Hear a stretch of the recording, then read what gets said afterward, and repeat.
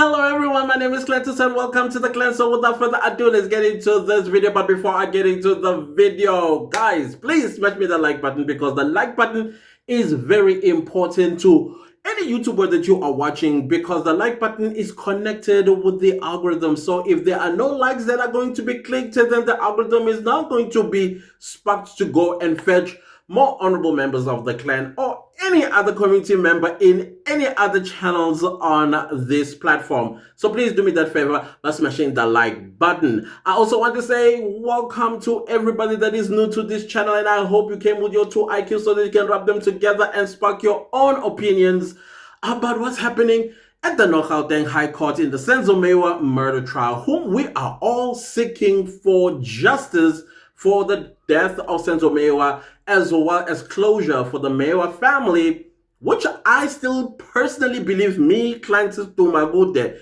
still feel that Mngomezulu will never get the justice that it deserves.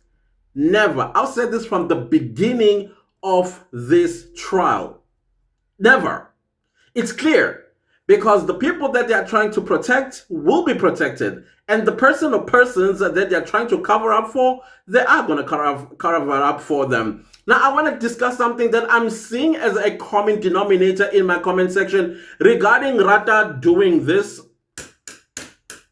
Whenever there's a witness next to him, and apparently there's somebody who was in court, I don't know where I saw that. I think in my comment section. That there was a person that was in court, and then what's her name, Muhola, every time when she's pushed against the corner, she would look at the judge, and the judge for some reason will give an indication. So is that a tactic that they discussed? Because I still feel that the state and the judge and the witnesses, they first rehearse.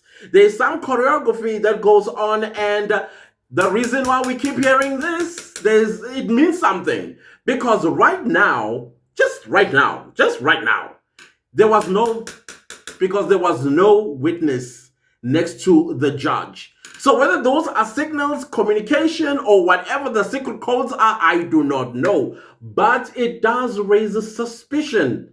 Like, that actually makes sense because nobody's paying attention to all of these things. And these codes that they're probably communicating with each other, probably there's even a pattern of this. Because sometimes it will be like this, and then it will be like this, and then it will be like this.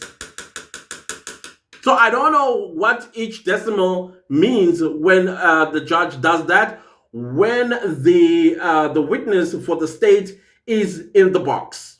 So I don't know, but like I said, in my own opinion, and from what I am observing in that court, there is definitely communication.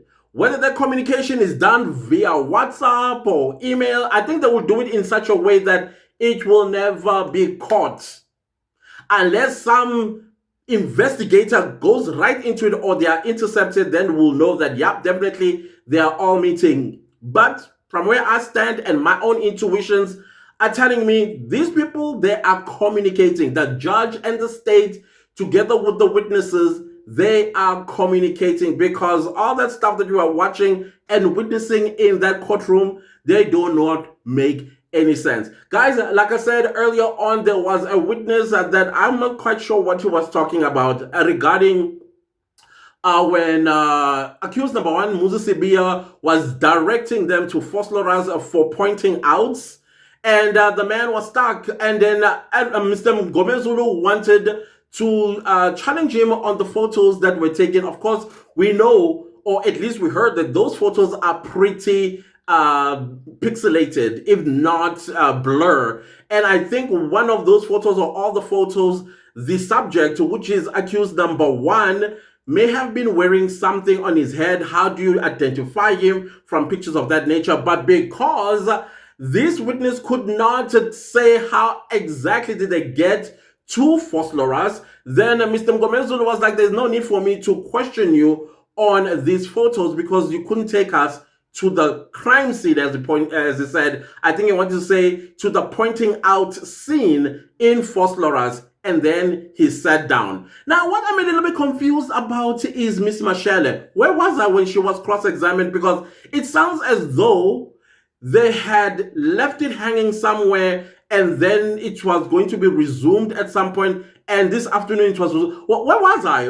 I didn't understand, because I would have thought that she was going to take the stand, and then there was going to be evidence in chief that's cross-examined by the state, and then the defense will cross-examine her. Or she just took the stand and directly went into cross-examination with Mr. Mngomezulu. I'm not quite sure. Somebody please help me out with that one, because I was like, whoa, what's happening? Now, let me say something about the demeanor. Maybe she is a good actress. Since we are suspecting that this is a script that is cooked up by Baloyi together with everybody that is involved, particularly the director being Mr. Kidinda, well, allegedly. Now, I don't know if she's a really good actress, because I was believing everything she was saying. Trust and believe me, I believed everything that she was saying. Because why I believed her, see, she says that on the 16th of June 2020, when Danzi was brought from being arrested in Northwest to Northern Pretoria or something like that, where she was on duty, she was asked by Sergeant Mukhanu to take swabs on Mr. Danzi's mouth, in Mr. Danzi's mouth. And then he provided her with 636 cars, but Mukhane says no. When he testified in court, he said it was for the Nongoma. So she says no. I was provided with this information of 636 First Lawrence of October 2014. And how would she have known 636 October 2014 if Mukhane gave her the Nongoma case? She says she didn't even know anything about Nongoma case. She was provided with 636. That is why I believe her. Now, where I kind of like veer off from her is when she is with Ntanzi. She says that she went to Ntanzi and asked him permission if she could swab him. And apparently he gave her permission to swab him. And the question was about the language that she used when she was swabbing or taking samples from Ntanzi. She said she spoke her own language, which is Tswana.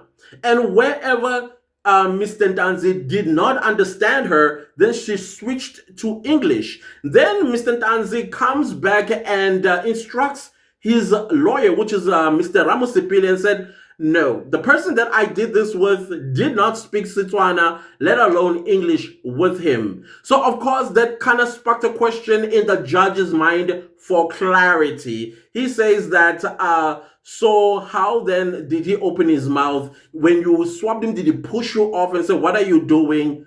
That's why I'm a little bit murky about it, that was she the one who did this, or it was with someone else? Because she even says that it's been such a long time, I don't remember the face of the person that I was swabbing on the 16th of June 2020. So now the question is, maybe she's confusing Tanzi with somebody else. There's a high possibility on that. Obviously, that does create doubt. The fact that she doesn't remember him. However, she does remember some other things. And then, of course, Mr. Ramosipili kind of like challenged her a little bit on the time or the process of swabbing. And she did say that Mr. Mutsia, what was name? Tia, said something about 5 seconds on the left and 5 seconds on the right. And she says, well, she doesn't know anything about the time frames.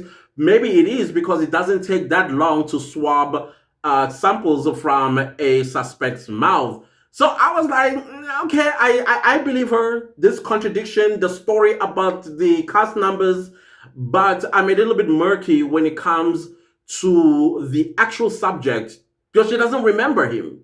So it could have been somebody else. And Danza says the person that did that did not speak Setswana or any other language. So it's quite interesting on that one, but doubt definitely is created because there are contradicting stories here. Mukhano, who is coming back to come and either rebut what Miss Mashele said, or Miss Mashele is the one that is telling the truth. But again, when you cook something, as you can see, too many hands spoil the broth. And as you know, there are all kinds of hands in this particular case.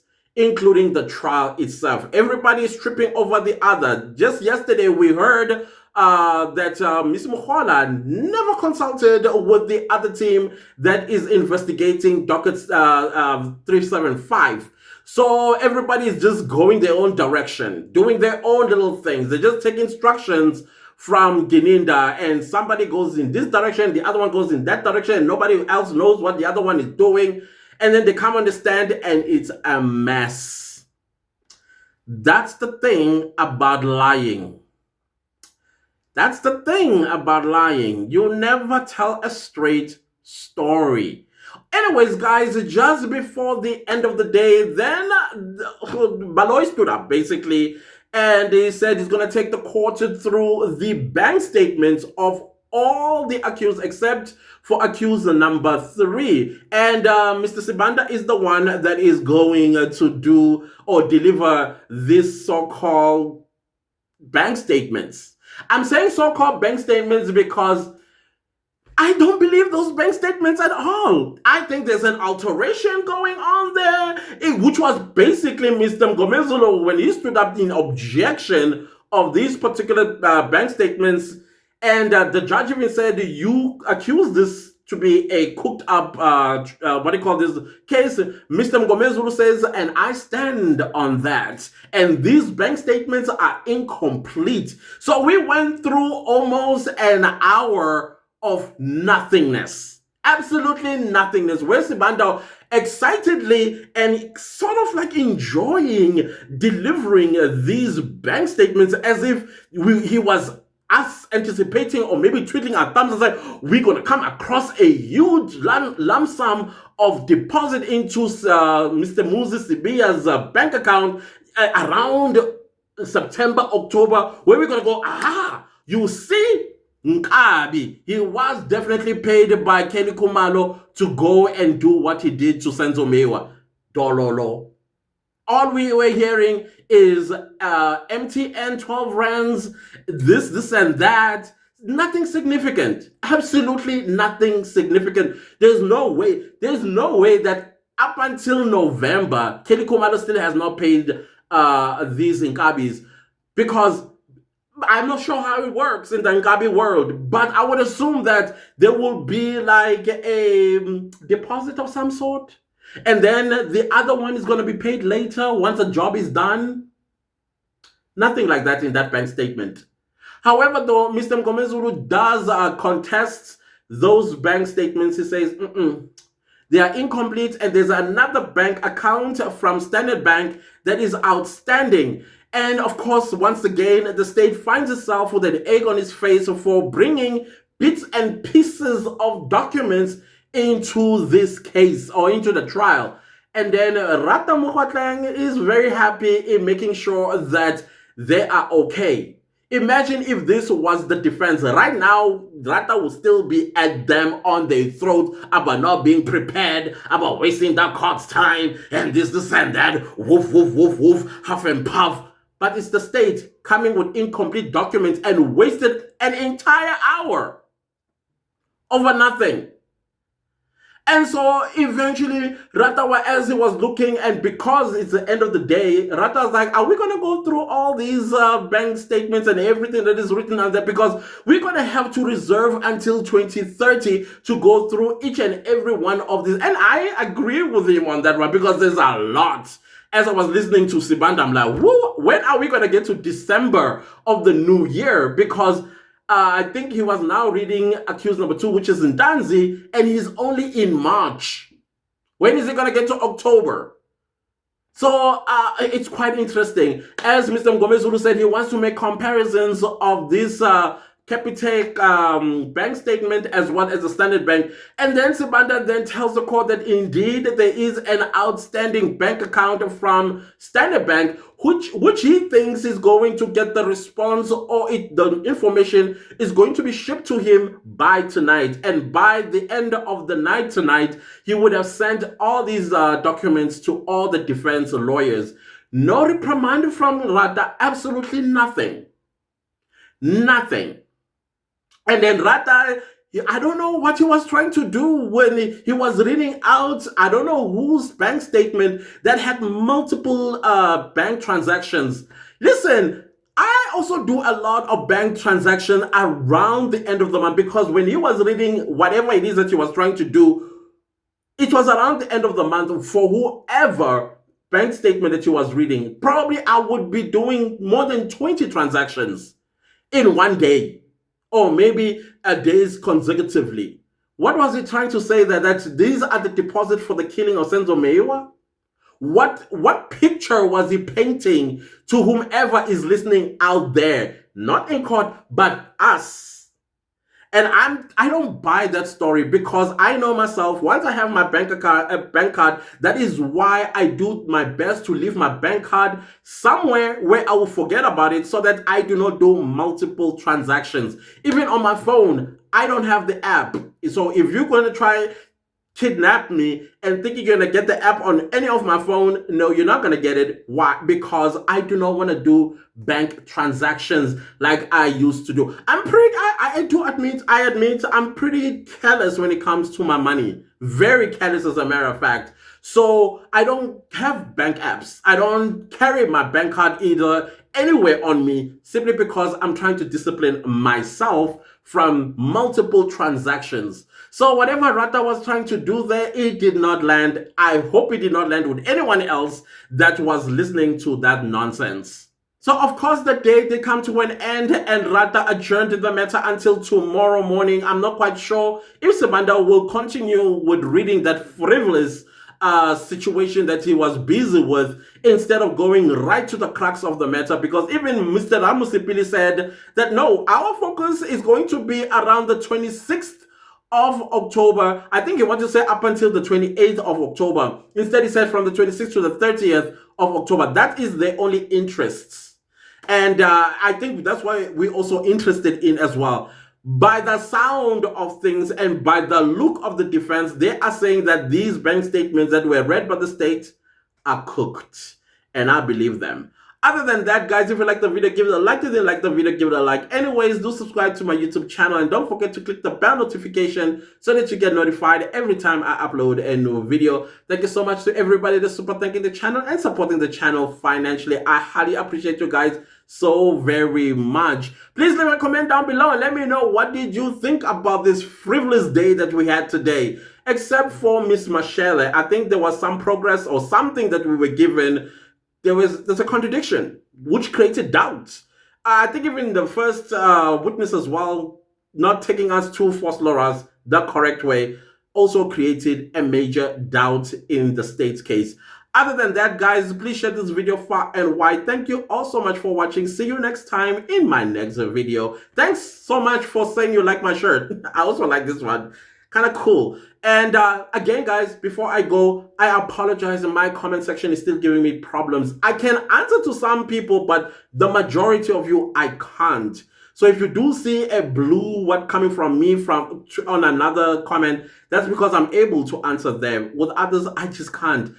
I was promised that they're fixing the situation. I don't know how long it's going to take, because I enjoy interacting with you guys in the comment section. Other than that, let's see each other in my next video. Goodbye.